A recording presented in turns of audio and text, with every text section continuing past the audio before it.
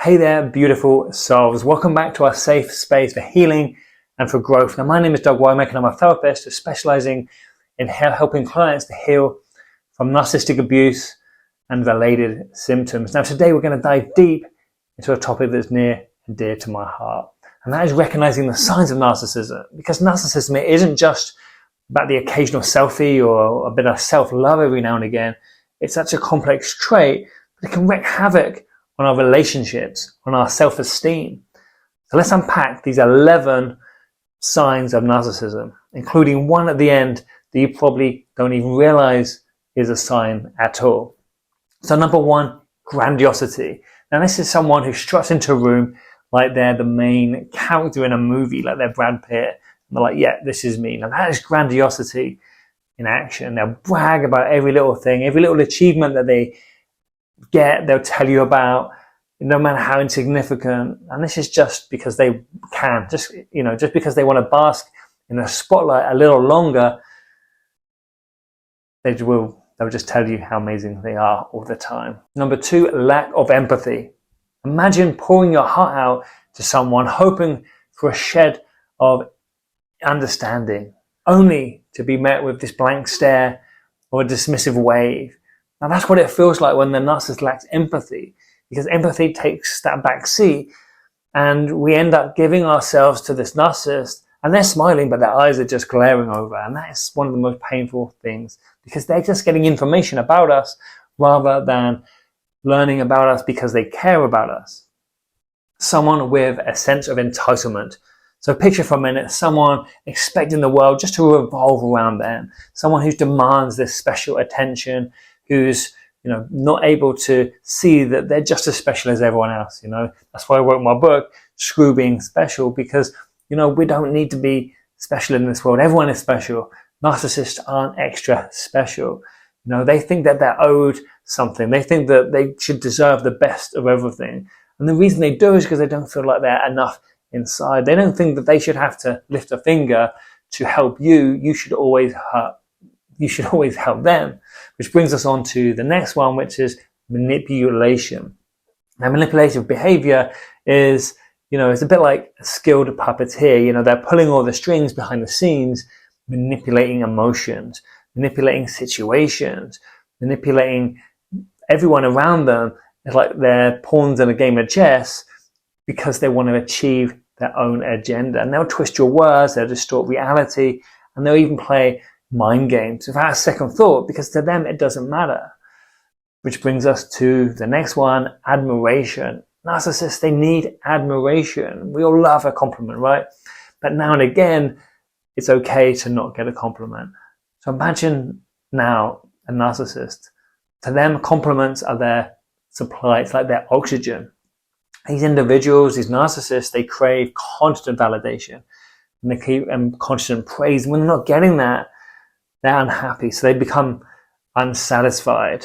And next up, we have exploitation of other people. This is what narcissists do. They're happy to exploit someone. It's like being, used by someone in their game, because they think they're their center of the world. So they just think, it's okay to exploit others. Their ethical regards are very small. They don't really think about ethics, how this could affect the world, how this could affect people. They just think that it's okay to exploit anything they can. Now you see this with big corporations, often run by CEOs who are very narcissistic, because they think it's okay to lie, they think it's okay to cheat, steal, because it's okay to exploit their workers, for instance. That is the kind of exploitation that narcissists are so used to doing. They have a superiority complex. Now, have you ever met someone who thinks that they're the smartest, the most talented, the most best-looking person in the room? That is a person with a superiority complex. They look down on others. Yeah, they have this kind of condescending smirk, which you've probably seen. Yeah, believing themselves to be better, to be untouchable, to be just something else compared to everyone else. Next up, we have boundary violations. So imagine someone bulldozing through your physical boundaries or your emotional boundaries, like they're just suggestions. Like boundaries, they're meant to be, boundaries can be set in place. This is like my safe zone, this is my space, these are my rights, and this is why we have them. With a narcissist, they just go straight through them as if they mean nothing. They're willing to violate all kinds of boundaries, from physical, sexual, to financial, to emotional boundaries, right? Every type of boundary there is, they don't mind. They don't mind looking into your private affairs. They don't mind looking at anything, right? Anything that you care about that's yours, they're going to disregard that. They're going to be like, yeah, but I want to know. Yeah, but you're hiding something from me. And then they're going to gaslight you when you don't let them see through into these boundaries. Envy and jealousy. Now, a narcissist, they are so used to being envious, jealous of other people, because really they're looking, acting like they've got it all. But behind this mask of confidence lies a seething cauldron of envy and jealousy, right? They'll silently seethe over someone else's success or happiness, unable to bear the thought that someone else could be shining, that someone else could be shining brighter than them. And that makes them unhappy. They can't take that. Fantasies of power and success. It's like watching someone get lost in their own world of grandiose fantasies. They'll daydream about this unlimited success, this power, this aberration that everyone should give them. And they'll be in this fantasy. They don't believe that they should do anything to get it. They believe that this should just come to them. This is the way the world should be. And this fantasy is what they're going to try and wrap you up in. They're going to try and get you believing in the same fantasy. They're going to try and get you feeling like, I should, be part of them. They want to include me in their fantasy. Well, no, they don't.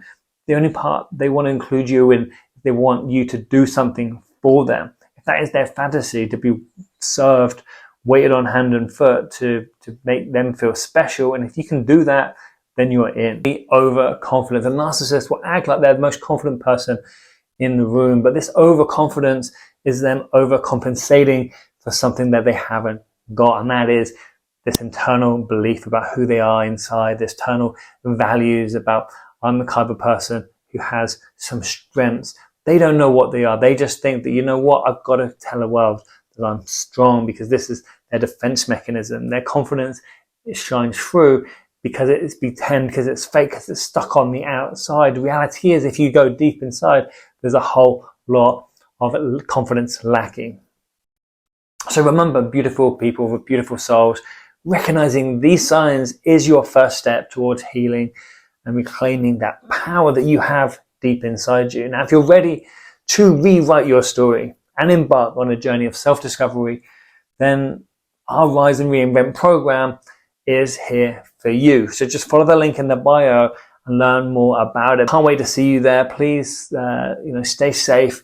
Follow this channel for more amazing content. It really helps, because it really helps with the algorithm just by you subscribing to the channel. So guys, all the best. Remember, you're not alone on this journey. We are in this together. Let's make a community. Let's work together and make this something that we come out of the other side full of wisdom and compassion and understanding and hope.